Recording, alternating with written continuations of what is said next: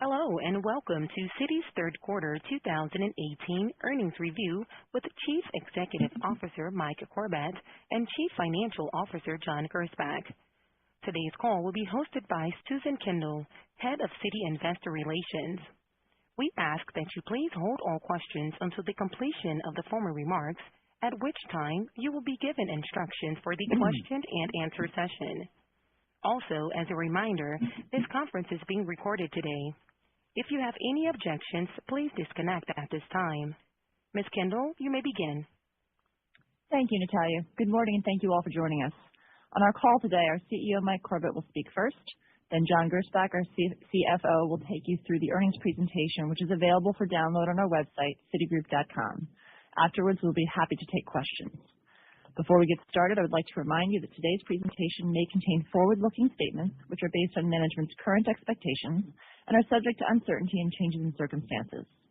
Actual results in capital and other financial condition may differ materially from these statements due to a variety of factors, including the precautionary statements referenced in our discussion today and those included in our SEC filings, including without limitation the Risk Factors section of our 2017 Form 10-K. With that said, let me turn it over to Mike. Thank you, Susan, and good morning, everyone. Earlier today, we reported earnings of $4.6 billion for the third quarter of 2018, or $1.73 per share. We continue to see solid growth this quarter in many areas, including our accrual businesses in ICG, fixed income, and Mexico consumer. And despite a drag from net one-time gains that affected our top-line comparisons, we still achieved positive operating leverage for the quarter, driving our efficiency ratio down to 56.1%. Loans and deposits both grew year over year, and our return on assets increased to 95 basis points. We're on track to achieve our 2018 financial targets. On a year-to-date basis, we've generated 4% underlying growth in aggregate across our consumer and institutional businesses. Our efficiency ratio is 57.3%, and we achieved a return on tangible common equity of 11.2%, keeping us on track to exceed our original target of 10.5% for the full year. We returned $6.4 billion of capital to common shareholders through buybacks and dividends during the quarter, and over the past 12 months, we've reduced our common shares outstanding by over 200 million, or 8%. Combined with our operating performance, our earnings per share were 22% higher than 1 year ago. Turning to the businesses, in global consumer banking, we saw solid growth in Mexico, even when you back out the gain on the sale of our asset management business. In Asia, we saw some headwinds in our more market-sensitive investment products, but the remainder of the franchise showed consistent growth. And in the U.S., we're starting to see the impact of the LL Bean portfolio in retail services, where revenue continued to grow. Branded cards had sequential revenue growth, and given strong growth in interest-earning balances, we've remained on course to achieve 2% underlying revenue growth for the year. Our institutional clients group grew by 4%, excluding a one-time gain from last year. Fixed income and equities were up 7% in total, and as in the past, our accrual businesses, TTS, security services, corporate lending, and the private bank all showed strong year-over-year growth. Investment banking was down versus last year as continued growth in M&A was more than offset by slower underwriting activity across the industry, but client dialogues remain solid, and we feel good about the pipeline and upcoming transactions. During the quarter, we also made some changes to make certain our structure is completely aligned with our strategic goals. In North America, we shifted to the same regional model we have in Asia and Latin America and have asked Anand Selva to run what is our largest consumer market. His experience in Asia, where we operate a client-centric franchise with strong digital adoption, will help us bring North America to where it needs to be as we look to leverage both our brand and our scale and credit cards to drive deeper client relationships nationwide. In ICG, We're combining corporate and investment banking with capital markets origination. By integrating advisory services with capital raising, we believe we will ensure an even greater focus on our clients. And Paco Ybarra will become Jamie Farise's deputy, giving Paco a platform to focus on technology and capital optimization across our institutional businesses. And as you know, several senior leaders at our firm have decided to retire, among them John Gershbach. But the good news is this isn't your last call with John, since he won't be leaving until we file our 2018 financial statements. With that, John, I'll turn it over to you to go through the presentation, and then we're happy to take questions. Thanks, Mike, and good morning, everyone. Starting on slide 3, net income of $4.6 billion in the third quarter grew 12% from last year, largely driven by a lower effective tax rate. And EPS grew 22%, including the impact of an 8% reduction in average diluted shares outstanding. Revenues of $18.4 billion were roughly flat to the prior year, reflecting the net impact of one-time gains in the third quarters of both 2017 and 2018, as well as FX translation. As a reminder, last year we recorded a gain of approximately $580 million on the sale of a fixed income analytics business in ICG. And this year, our results include a gain of roughly $250 million on the sale of our Mexico asset management business in consumer. In constant dollars, total revenues, excluding these gains, grew by 4% in the third quarter, driven by strong performance in our institutional franchise. Despite the revenue headwind from net one-time gains, we achieved positive operating leverage this quarter, with our efficiency ratio improving year over year to 56.1%. Cost of credit was down slightly versus last year, as lower reserve builds in consumer were largely offset by volume growth and the normalization of credit costs in ICG. And excluding the gains in both periods, pre-tax earnings grew 8% year over year. In constant dollars, Citigroup end-of-period loans grew 4% year over year to $675 billion. GCB and ICG loans grew by 6%, or $37 billion in total, with contribution from every region in consumer, as well as TTS, the private bank, and traditional corporate lending. Looking at year-to-date results on slide 4, you can see aggregate revenues in our consumer and institutional businesses have grown 4% this year, excluding the previously mentioned gains. On an underlying basis, institutional revenues have grown 4%, in line with our medium-term expectations, driven by our accrual businesses in Treasury and Trade Solutions, Securities Services, Lending, and the Private Bank. And consumer revenues have grown 3% in constant dollars, somewhat below our medium-term goal. Now, this is primarily driven by the near-term impact of weaker market sentiment on our Asia wealth management revenues, the impact of partnership terms that came into effect earlier this year in U.S. branded cards, which we will lap as we go into 2019. And finally, in U.S. retail, a drag from lower U.S. mortgage revenues, which should abate going forward, as well as rising deposit sensitivity. Despite these headwinds, we've made good progress on expenses, bringing our year-to-date efficiency ratio down to 57.3%. Credit quality remains broadly stable across the franchise, and underlying pre-tax earnings grew 5%. EPS grew by 24%, including the benefit of share buybacks, as well as a lower effective tax rate.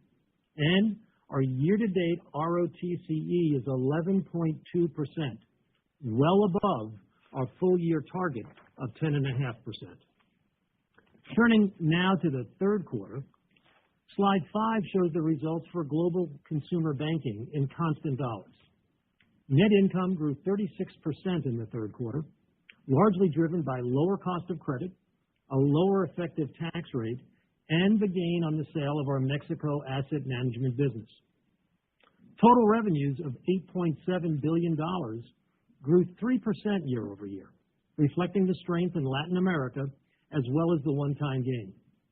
And expenses increased by 6% year over year, driven by the timing of investment initiatives versus the prior year. On a sequential basis, expenses were flat, and year to date, both revenues and expenses grew 4% versus last year. Slide 6 shows the results for North America Consumer in more detail. In total, third quarter revenues of $5.1 billion were down 1% from last year. Retail banking revenues of $1.3 billion declined 3% year over year.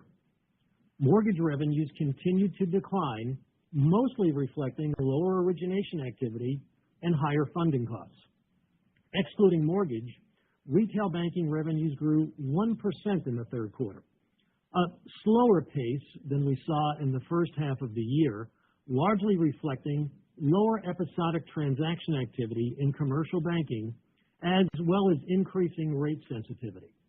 While deposit spreads continued to improve year over year, the pace of improvement slowed this quarter, led by a deposit mix shift in our commercial portfolio. Average deposits declined 2% year over year, primarily driven by a reduction in money market balances as clients put more money to work in investments. Assets under management grew 9% to $64 billion.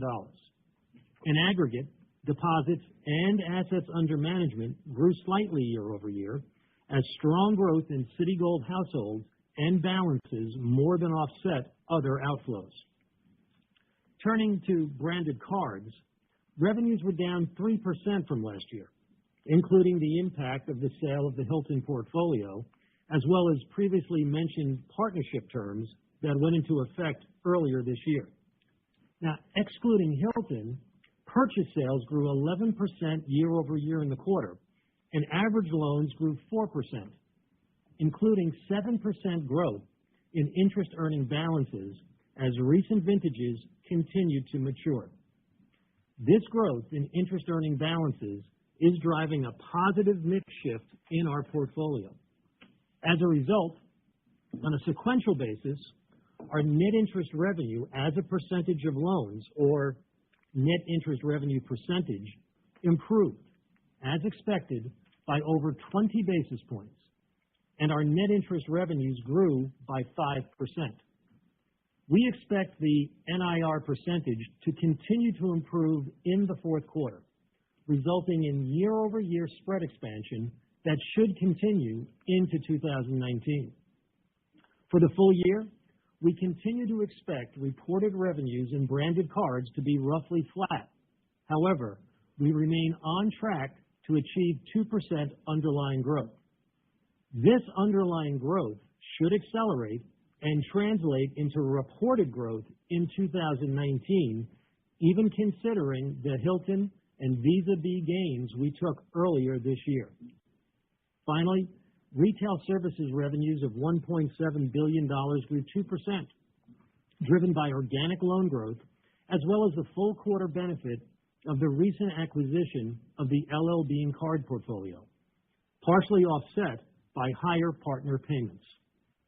Total expenses for North America Consumer were up 7%, primarily reflecting the timing of investments versus the prior period. On a sequential basis, expenses were roughly flat and should remain stable into the fourth quarter. Turning to credit, total credit costs were down 20% year over year, primarily due to a lower reserve build in both branded cards and retail services relative to last year. Our NCL rate in U.S. branded cards was 291 basis points, in line with an NCL rate in the range of 3% for 2018. And in retail services, our NCL rate was 458 basis points, which is also consistent with our outlook for an NCL rate in the range of 5% for 2018. On slide 7, we show results for international consumer banking in constant dollars. Third quarter revenues of $3.5 billion grew 11%,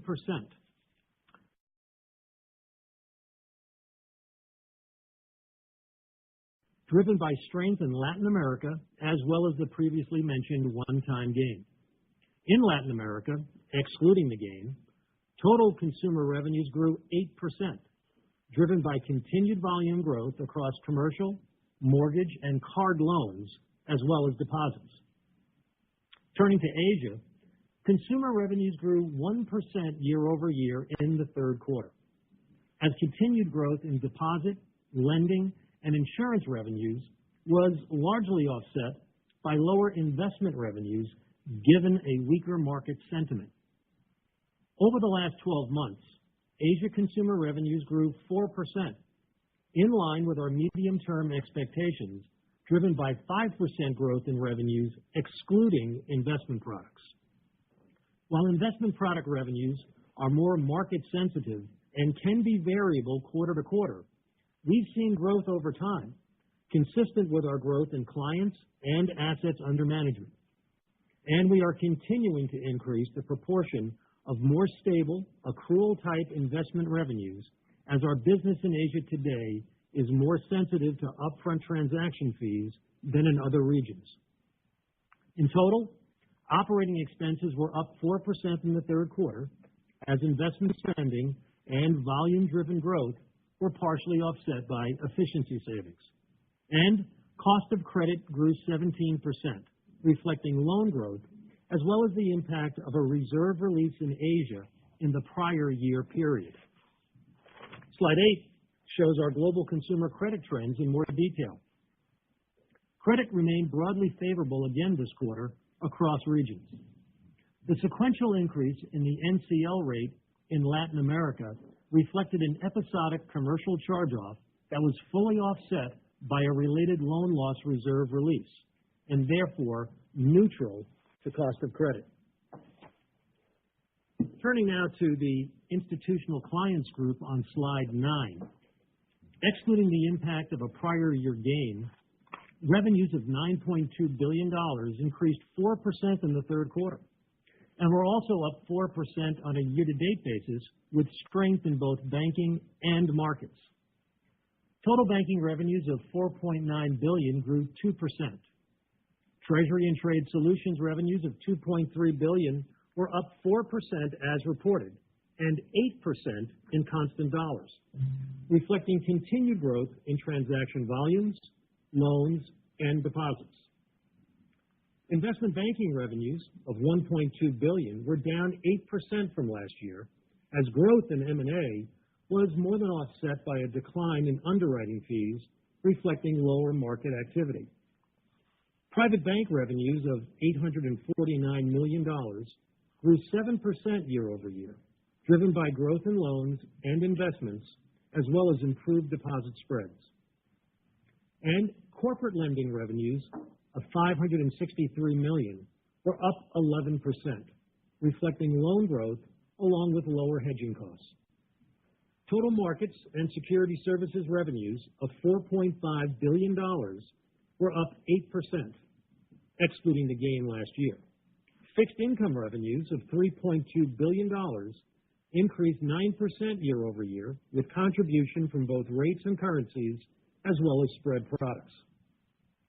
Equities revenues were up 1%, as strength in prime finance and derivatives was largely offset by lower revenues in cash equities, reflecting a more challenging trading environment and lower commissions. And finally, in security services, revenues were up 11% as reported, and 15% in constant dollars, driven by continued growth in client volumes and higher interest revenue. Total operating expenses of $5.2 billion increased 1% year over year, as higher compensation costs, investments, and an increase in business volumes were partially offset by efficiency savings. And finally, cost of credit was $71 million this quarter, reflecting loan growth. Slide 10 shows the results for Corp Other. Revenues of $494 million declined 5% from last year, driven by the wind down of legacy assets.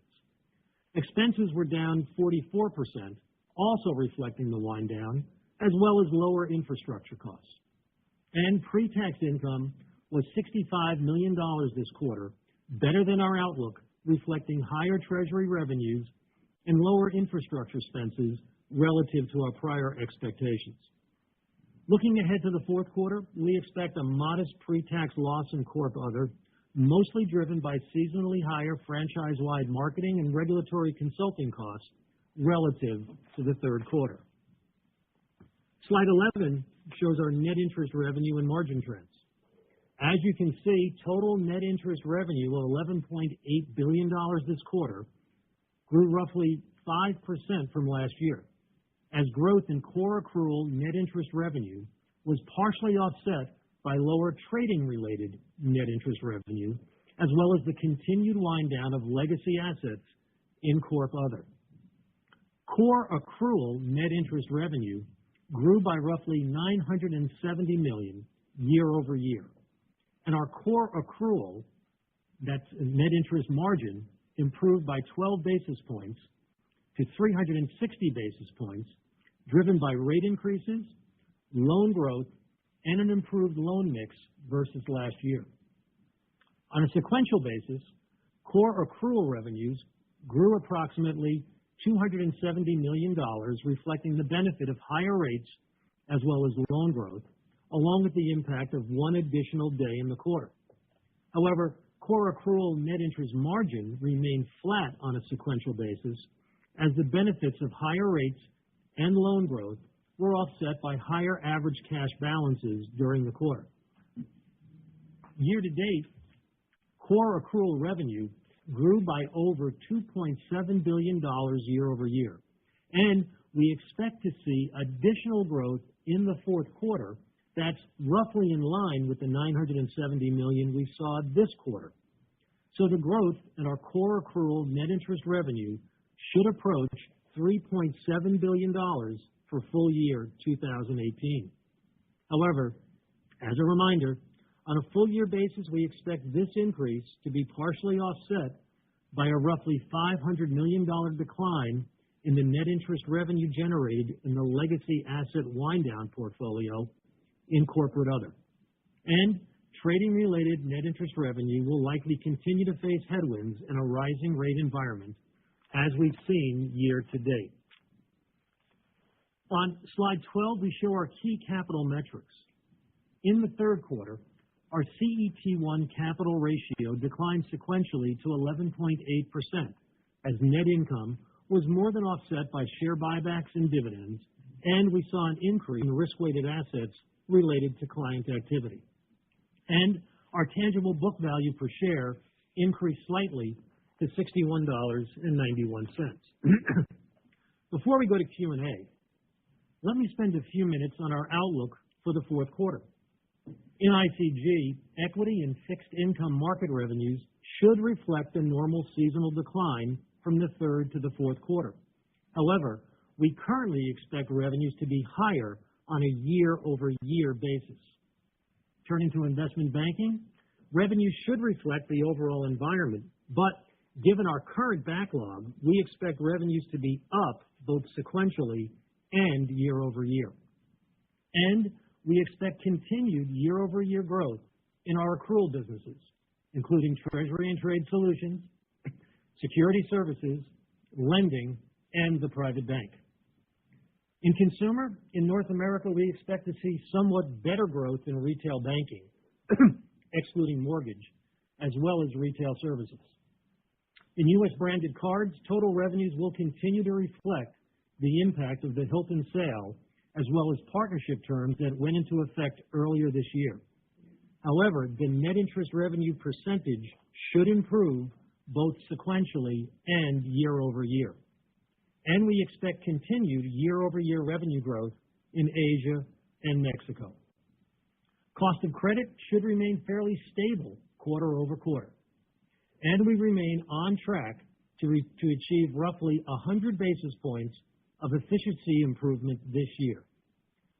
This would put us at a 57.3% efficiency ratio for the full year. Even though the fourth quarter revenues will likely see some pressure sequentially, given a normal seasonal decline in trading revenues, our expenses should also decline modestly on lower compensation costs and better efficiency savings. This should put our efficiency ratio in the fourth quarter roughly in line with our performance year to date. And finally, our tax rate should be in the range of 24 to 25%. And with that, Mike and I are happy to take any questions. Ladies and gentlemen, at this time, if you would like to ask a question, please press star, then the number 1 on your telephone keypad. Again, that's star 1 to ask a question. Your first question is from the line of John McDonald with Bernstein. Good morning. John, I wanted to, as we look out to your 2020 financial targets, at a high level, you're projecting a widening of the operating leverage jaws next year, an acceleration of the efficiency improvement that you're already having. So I guess as we look out in that plan, is it fair that you expect that widening of the operating leverage to be partly driven by stronger revenues and partly by slower expense growth as we look out? Yeah, I mean, John, I think, we're consistent with what we laid out at Investor Day last year. We've been talking about, certainly during the first 9 months of this year, which is that, we continue to expect, revenue growth largely in line with GDP, call that 4% or so revenue growth in our core businesses, say 3% overall. So we are expecting some degree of revenue growth and basically holding expenses flat over that period. Gotcha. And then the efficiency improvement this quarter seemed to be concentrated in the corporate other segment. Are we getting to the point where the incremental savings will start being reflected in the core businesses as we look out? You'll see, as we said, consumer expenses staying stable next quarter. But again, last quarter, John, we talked about the fact that, from an investment point of view, we were about, 50% through our investment spend. And at that point in time, about a third of the way through generating the expense efficiencies associated with those investments. Both of those have ticked up. We are starting to see that gap begin to close. It's certainly visible to us in the details. I can't say that it's going to be visible to you in the fourth quarter in each of the businesses, but you'll certainly see that in 2019. Gotcha. Okay, and one more quick follow-up. In terms of the card revenues starting to look better next year, it seems like the core revenue growth rate feels like 2% this year and will accelerate next year on a core basis. Is that really driven by the decline in promotional balances and the impact on the net interest yield? Yeah, John, it's two things. I mean, we continue, of course, to grow I think it's more the fact that as those promotional balances run down, we're continuing to convert a lot of those balances into full rate revolving balances. We talked last quarter about the fact that we saw that conversion rate at something just below 50%, and that we continue to see that type of performance. So you've got that mix of the net interest earning balances growing. I referenced there's 7% growth in the net interest earning balances this quarter. And then you combine that with the decline in the promo balances, and that's really what's fueling that revenue growth that we see going into next year.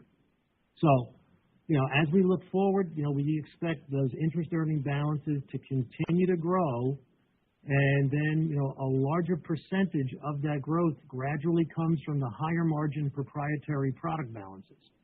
So promotional rate loans decline, the other balances grow, and that's what's driving it. This is all part of what we're trying to achieve by getting the right balance in our U.S. branded cards portfolio. We've talked about this in the past. And I think that what you're going to see is that by the end of 2019, we should have a well-balanced portfolio with the appropriate mix of, both interest-bearing and non-interest-bearing receivables.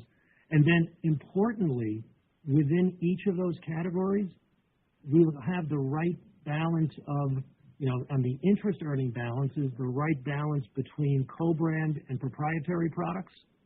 And then in the non-interest bearing, the right mix of promotional and transactor balances. All of that is really what's going to fuel that revenue growth that you're going to see in 2019 and then beyond. Gotcha. Thank you. It's all right. Your next question is from the line of Jim Mitchell with Buckingham Research. Hey, good morning, John.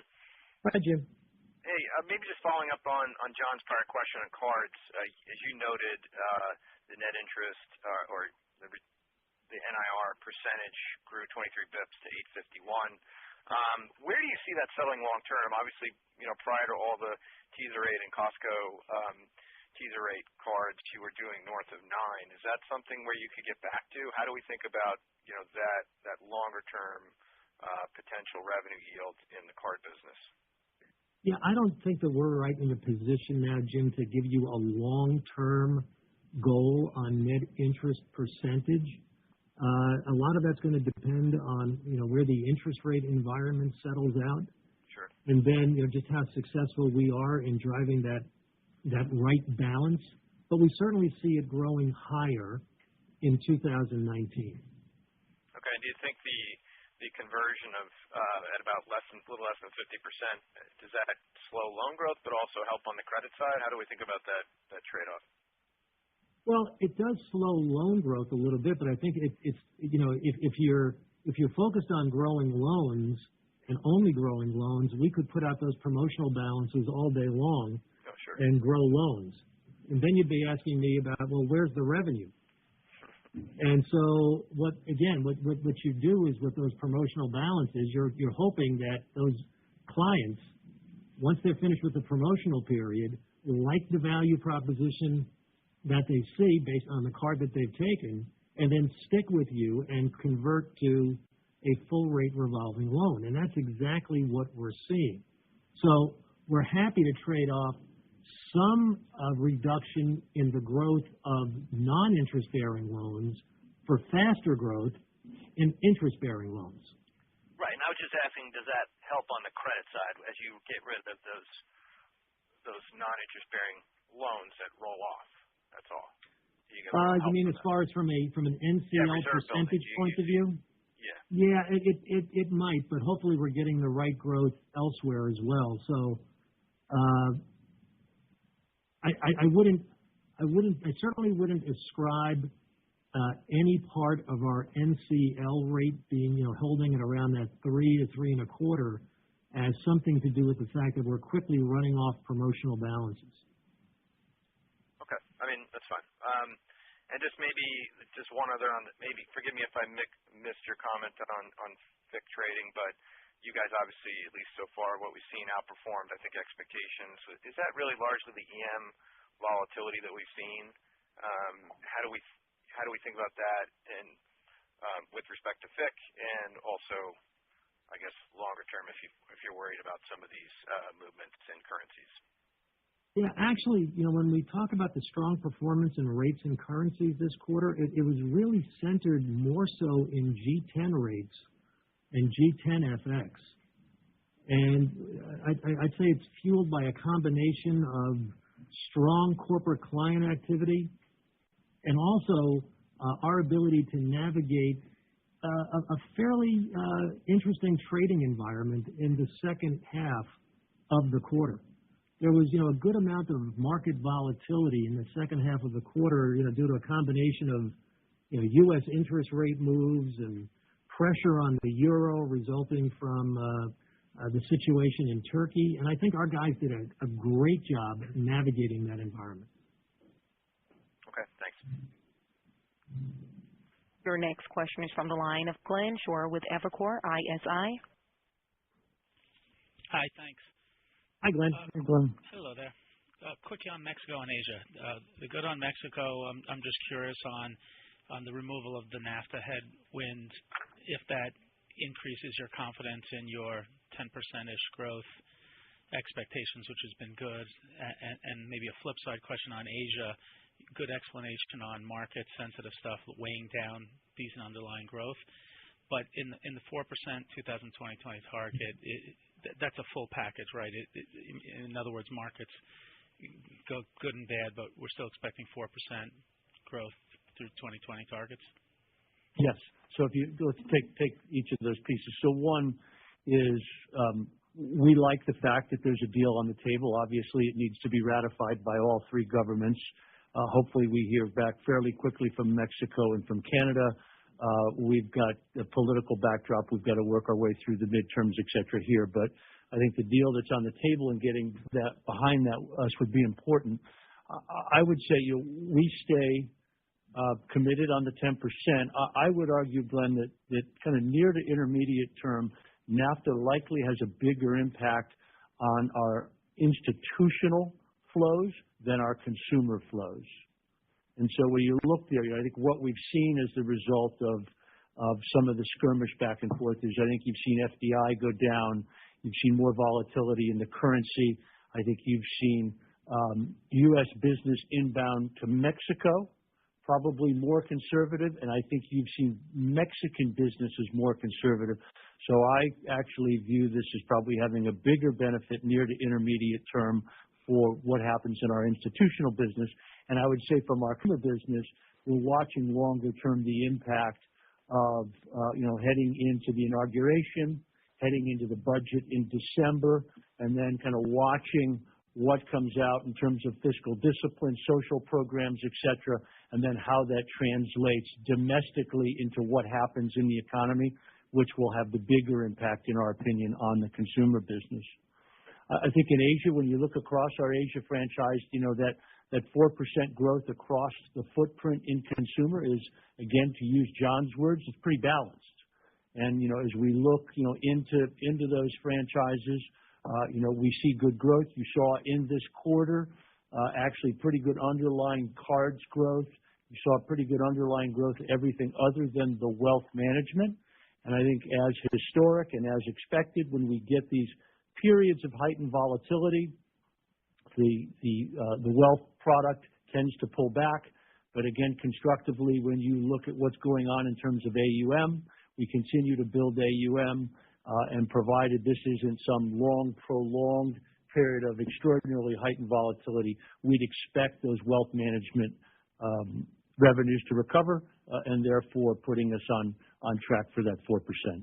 Yeah, Glenn, we actually put a slide in the back of the earnings deck, slide 20, just to try to make some of the points that Mike is just making. We recognize that right now, the franchise is still it's a little overweight towards wealth management, but the wealth management revenues is going to give us some volatility.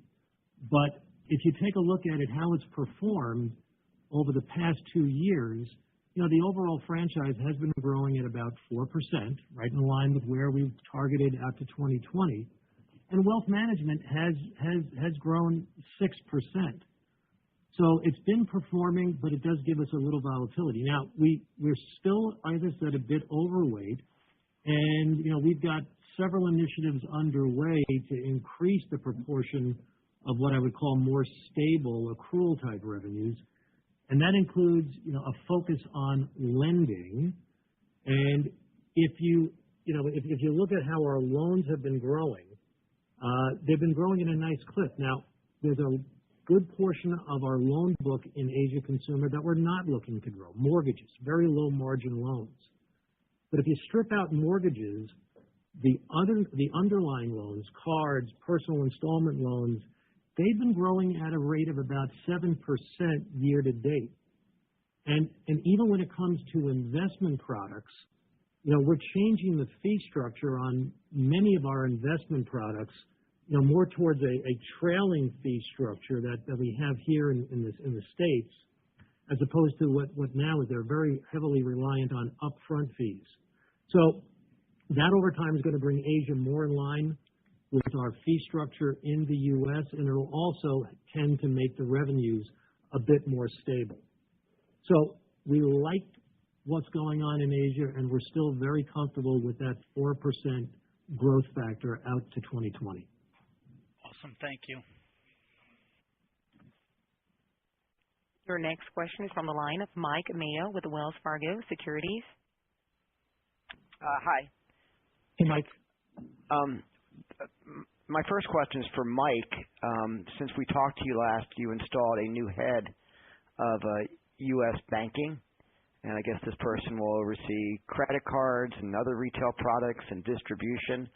So what are you trying to achieve with that new management change, and why now, and what kind of metrics will you monitor to make sure this change is successful? Will be a success. Sure. So as I described in my preamble, really what we're trying to do here and what we're trying to accomplish in many ways mimics the structure that we already have in Mexico and that we already have in Asia, where we've got regional heads who have the ability to view the franchise, or important to view the customer holistically.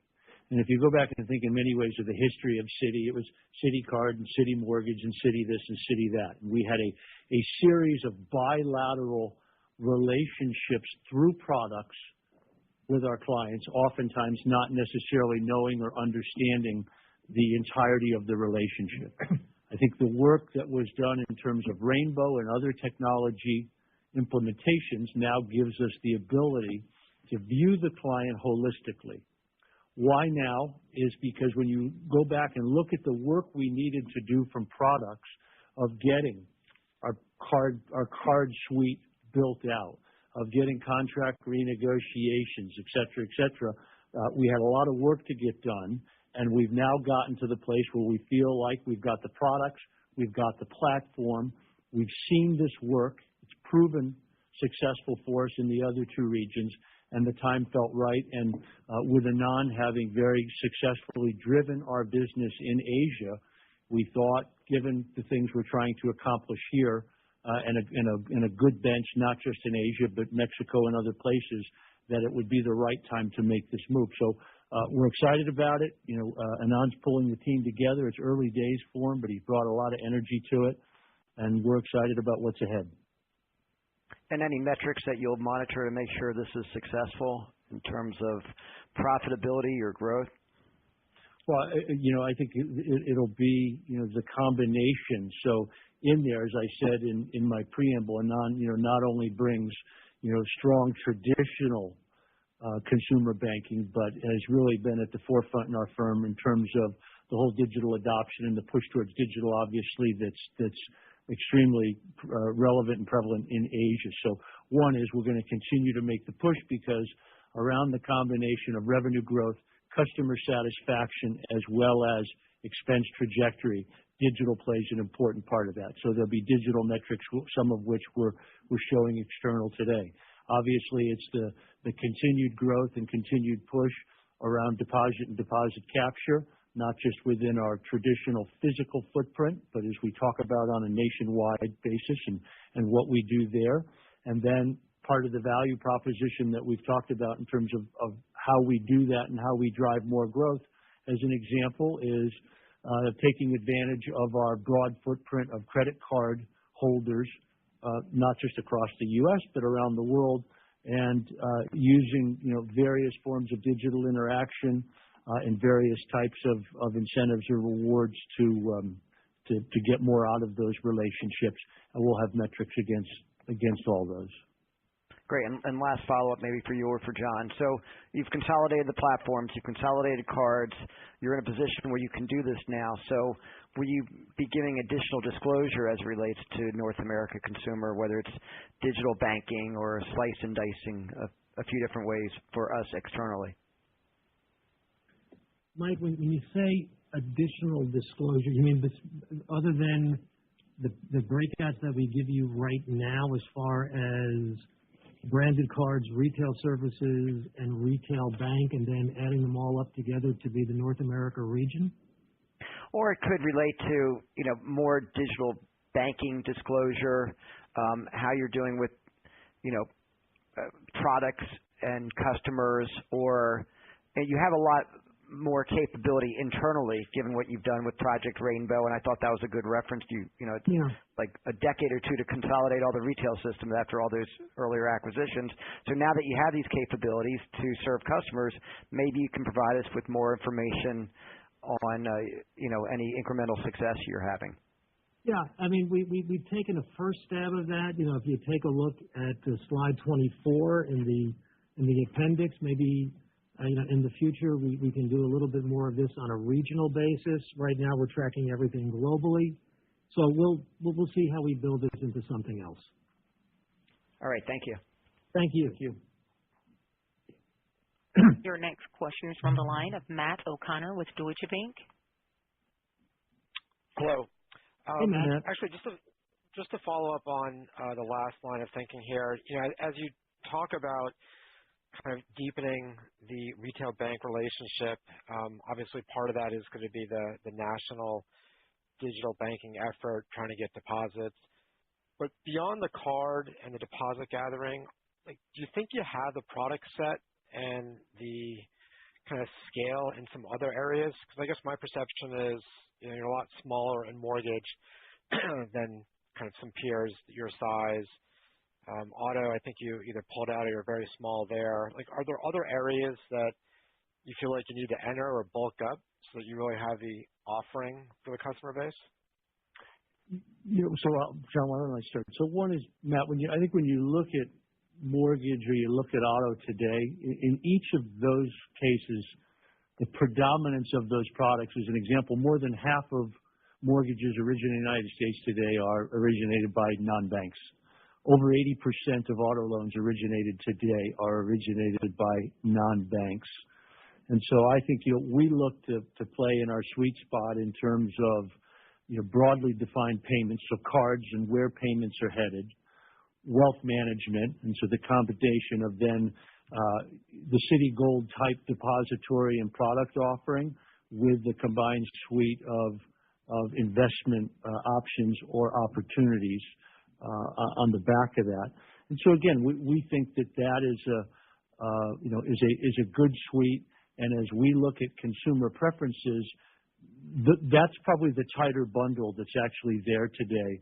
And I think when you look at people either mortgage shopping or auto loan shopping, you tend to see those as more of kind of one-off type transactions. As to our approach is more of the relationship approach of trying to broaden some of the products we have. And on the investment and wealth side, I mean, you've had some good momentum on the investment sales in terms of growth rates. Do you think you've got the scale that you need in that area as you think about going national and trying to really penetrate the card customer base? Okay, the platform exists, and we can I won't say infinitely scale it, but we can certainly easily scale it.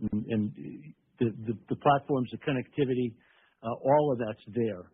And so again, whether we do it out of a branch on Fifth Avenue or whether we do it online, we've got the same connectivity to the products. And Matt, again, we've never said that, we're never going to build another branch. If as we, show success in penetrating those, especially those card clients that are outside of our 6, main cities right now, if we start to see concentrations, we'll be looking to build, wealth centers around those population areas as well. So to Mike's point, we think that initially we can scale off of our mobile or digital platform, and then if required, we're more than willing to scale up physically as well, selectively. And do you think the preference would be to build organically, or would you be more open to maybe buying a branch network than you've been in the past? I would say it's more likely not to build organically. Okay. And if I could just squeeze in a completely separate question, the charge-offs in Latin America ticked up a bit, both linked quarter and year over year, but the delinquencies actually went down. We actually tried to make a comment on that, focused on slide, I think it's 8, where we give you those credit statistics, and you see that tick up to a 4.63% NCL rate in the third quarter, that's really being driven by one commercial credit that went to write-off that we had previously reserved. So it did show the NCL rate tick up, but it had absolutely no impact on our cost of credit. And as you so correctly note, it doesn't impact our delinquency statistics at all. Okay. Sorry I missed that comment. Thank you. That's okay. I say a lot. Your next question is from the line of Ken Usdin with Jefferies. Hey, Ken, are you on mute?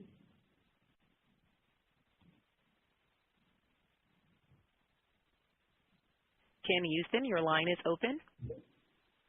Hi, can you hear me? Yep. Ken, Got you. Oh, sorry about that. Okay, so thanks. Real quick, wanted to ask you just about the deposit insurance fund assessment, and can you just kind of walk us through, are you expecting it to be out in the fourth quarter? And since you guys account for it through NII, just what do we need to understand about how that will move through in terms of NIM going forward as well? So you're talking about the surcharge, right? Correct. Yeah. And you're right. We have the surcharge. The surcharge costs us about $140 million a quarter, and that the roll off of that surcharge is not embedded in the guidance that I gave earlier, as far as net interest revenues growing by, somewhere in that same range as they grew in the third quarter, that $970 million. So if it did roll off in the fourth quarter, that would be some upside. Okay. And then will you continue? You'll obviously continue to account for that in NIM going forward. When we think about it on a segment basis, is that spread out everywhere, or is it in corporate other? How do we see that come through the segments? No, we actually push it down. Okay, so when it comes out, it'll be a nice little helper to both the segment NIMs and also the corporate level. That is correct, sir. Okay, got it, understood. One quick one just on credit. Latin America losses were up a little bit, and I don't know if that was the seasonal versus just any change there. Can you just talk us through if there was any just notable change in underlying? No, the tick up in net credit losses in Latin America really stemmed from one commercial credit that we took to write off this quarter, but we had already fully reserved for it, so it really had no impact on our reported earnings out of Latin America. It just shows up as a increase in the NCL, and then if you look at reserves, it's coming out of the reserve because we obviously released the reserve. But I think importantly, you'll note that our Latin America delinquencies really had no appreciable change. As a matter of fact, they actually went down both sequentially and year over year. Yep. Okay. All right. Thanks very much, John. No problem at all, Ken. Your next question is from the line of Betsy Graseck with the Morgan Stanley. Hi, good afternoon. Hi, Betsy. Hi, Betsy. Hey, a couple of questions. One is just on how the steepening of the yield curve is helping you out, and in particular, the European yield curve, because I think there's a little more exposure there than most banks that I cover, so I wanted to get an understanding from you as to how it's impacting your forward look. Betsy, we really are still much more exposed to movements on the short end of the curve, and I think you see that in the disclosures that we give you, both in the Qs and the Ks. So we really don't have a great deal of exposure on the long end of the curve, either in Euro or in U.S. Okay, so you go out like 2 years, is that it, or? I'd say, when I look at everything, it's more on, short rate compared to, say, 3 year. Because, if you take a look at our investment portfolio, probably has an average tenor of just below 3 years, 2.7, something like that. So it's really more looking at it on, the short rate out to the 3 year. Okay. And then separately, could you just walk us through how you're thinking about planning for the potential risk of the Sears bankruptcy, either filing Chapter 7, Chapter 11. Not sure which way it's going to go right now, but seemingly likely to come on Monday. Can you just give us a update on how you're thinking about your position there? Yeah, obviously we're not in a position to comment on, the likelihood that, Sears will commence bankruptcy proceedings. But, Sears has been a 15-year card partner of Citi Retail Services, and the portfolio does continue to deliver strong returns for us. If you do look at the portfolio itself, and just to put everything in perspective, the portfolio consists, it's primarily MasterCard general purpose accounts. And as we've said in the past, over 70% of the customer spend of that portfolio is outside of Sears. That's consistent with what we would consider to be top of wallet customer behavior.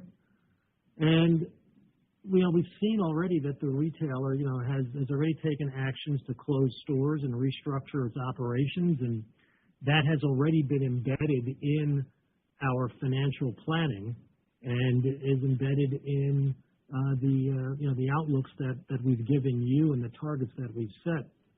So we don't expect a Chapter 11 filing to have an immediate impact on Citi at all.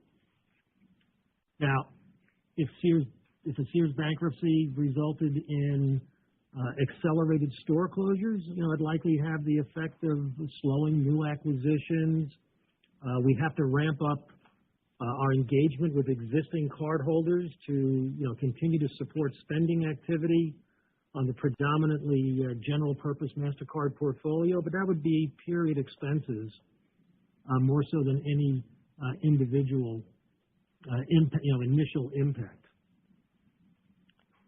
Right, and you're facing these customers obviously directly, and if I recall correctly, the renegotiation that you did earlier this year with Sears gives you a little more flexibility on how you can approach the clients and work with them. Is that right? Yeah, it actually means that we own those portfolios. We have the right to own those portfolios, and so we don't see any impact at all other than the slowing down. That's in a Chapter 11. You also asked, I think, about a Chapter 7. Yeah. And obviously, if for some reason they went down to a full liquidation, that would have a larger impact. There'd be certain accruals that we would need to take. There'd be a write-down of the portfolio-related intangibles that remains associated with the contract that we have. And so, that total impact could be $300 million. There'd be $300 million charge that we might have to take if they went Chapter 7. But most of that charge would reflect the acceleration, the write-off of a contract intangible that would otherwise have fully amortized during 2019. So again, not a real significant impact to us over the next 15 months. Got it. Okay. And then just one follow-up on I think there was a CECL question earlier, but the question I have is I know you put in your commentary back when you did the Investor Day, potentially a 10 to 20% increase in the reserve at the point in time when CECL was adopted in 1Q20. The question I have is just the composition of that 10 to 20. Does that include some asset classes where there's a build and some asset classes where there's a release? Just wondered the thinking around that. The way that the math works with some of the models, yes, there are some portfolios where upon the adoption of CECL, we'd actually have too much loan loss reserve, and then there are others that would require us to build some additional reserves. All of that is embedded in that 10 to 20% guidance that we've given you. And that we also said that as we look at it now, it's likely to be that we're on the upper end of that guidance, but we're still within the guidance that we gave. Okay. Thank you. No problem, Betsy. Your next question is from the line of Saul Martinez with UBS. Afternoon. couple questions. One, on the accrual businesses in ICG, you've had a lot of success there, but you did see a slowdown in TTS this quarter. I think it growth 4% was down sequentially. Any color there? What's going on, and what drove that?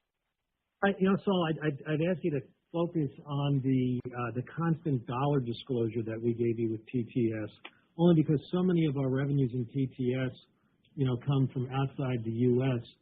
And on a constant dollar basis, what we told you is that the TTS revenues grew again by 8% this quarter, year over year. So we think that's been consistent with that, the growth that you've seen in the past. So we don't see any real slowdown in our TTS business at all. Okay, so it's just currency then. Correct, sir. Okay, got it. And then just to follow up on CECL, you highlighted the estimate, but I think perhaps the bigger impact for you and for some of the money centers or GSIBs is the interplay with the CCAR process and the interplay with the SCB. But just any comments there, any concerns about whether that CECL's implementation into CCAR could serve as an impediment to your capital optimization plan?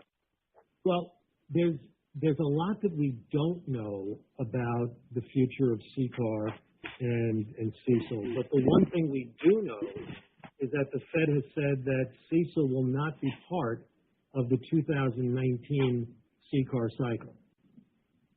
So therefore, we're not anticipating that CECL will have any impact on our ability to, again, our guidance is that we expect to be able to achieve that $60 billion worth of capital return over those three CCAR cycles. We've done $41 billion through the first two cycles that we referenced, and we don't see CECL as an impediment to us, completing that. And the other thing we've done is we've tried to emphasize with the Fed that they should be actually taking a aggregated view of the combinations of whatever's to come, whenever it comes, in terms of SCB, countercyclical buffer, and CECL together to get an aggregate or cumulative view of what impact that may have, not just on us, but on the industry. GSIB recalibration. Exactly.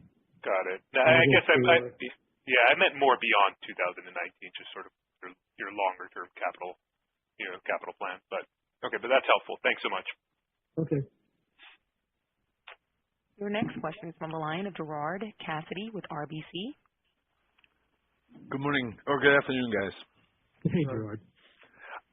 Mike, I think in your opening comments, you mentioned that you felt pretty good about the investment banking pipeline and upcoming transactions.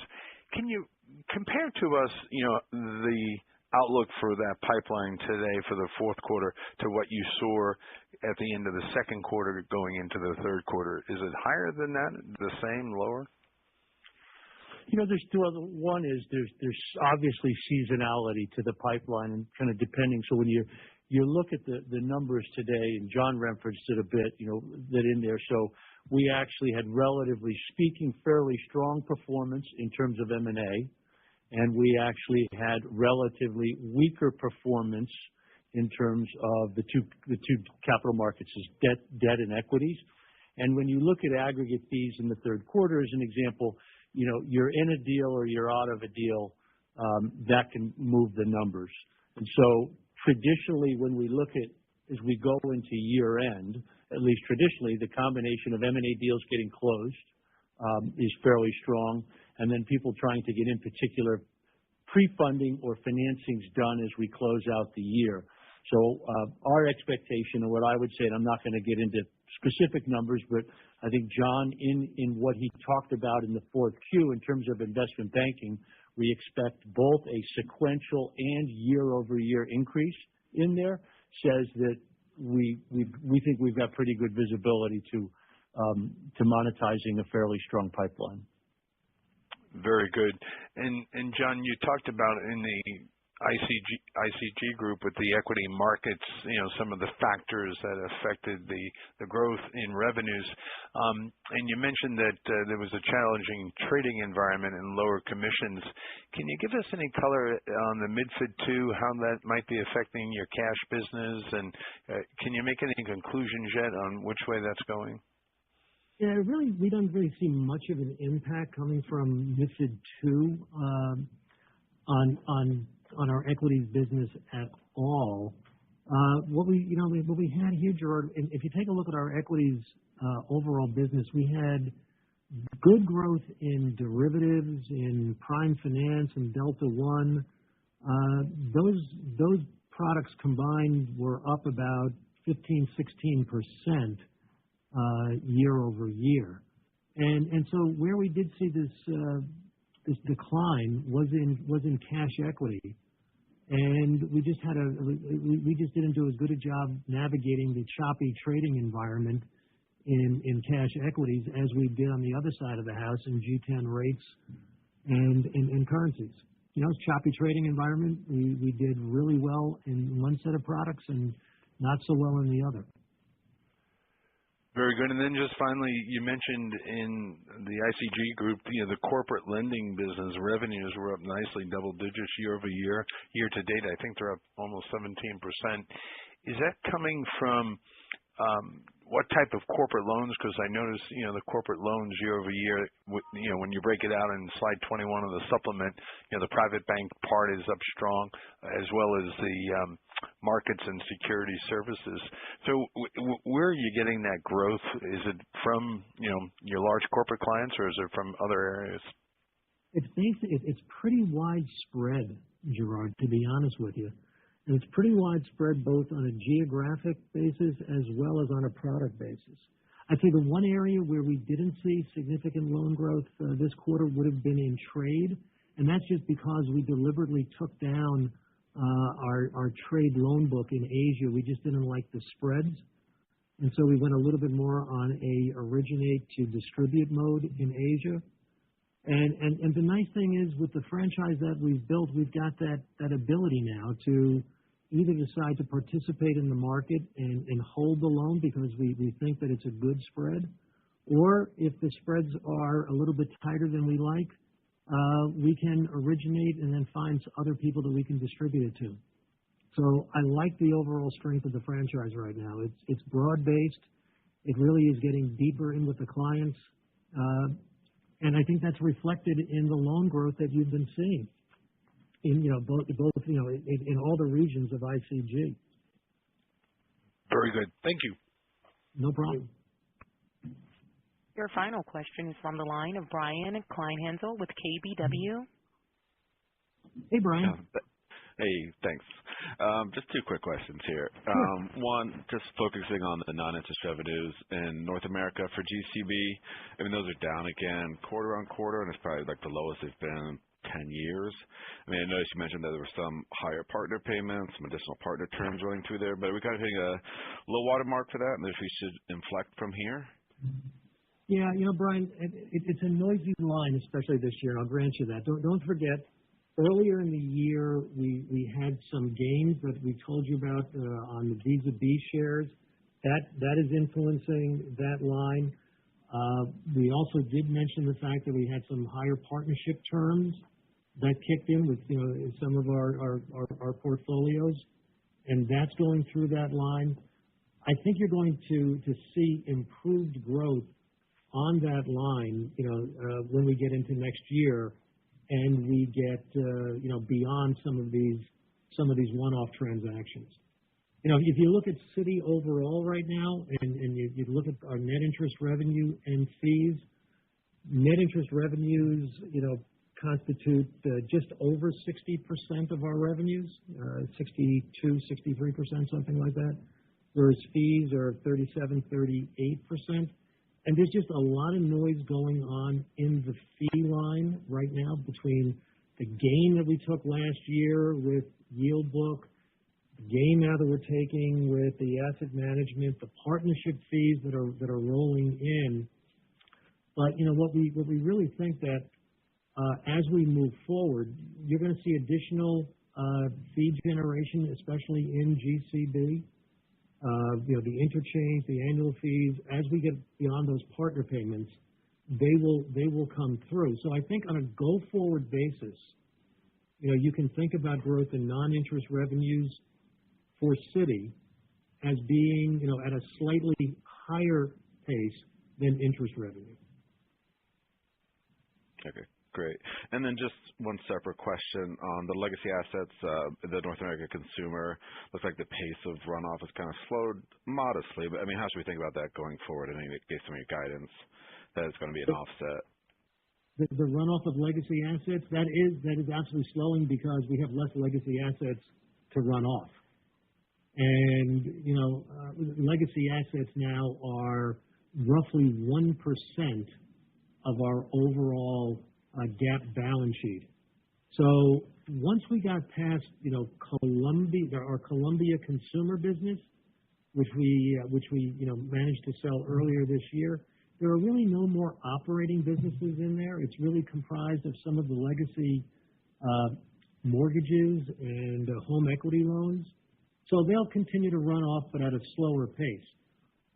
But what you will continue to see for at least the next year is some impact on the expense line of the runoff, because don't forget, as we sell these businesses, in many cases we've entered into these transaction support agreements where we continue to support the business for a period of time, could be 12 to 24 months, as the buyer is integrating these operations into their own operation. So we still expect some benefit coming from the rundown of legacy assets on the expense line, but you're absolutely right. You're going to see less of an impact in assets. Okay, great. Thanks. Okay, no problem, Brian. There are no further questions. Great. Thank you all for joining us here today. If you have any follow-up questions, please call me and my team in Investor Relations.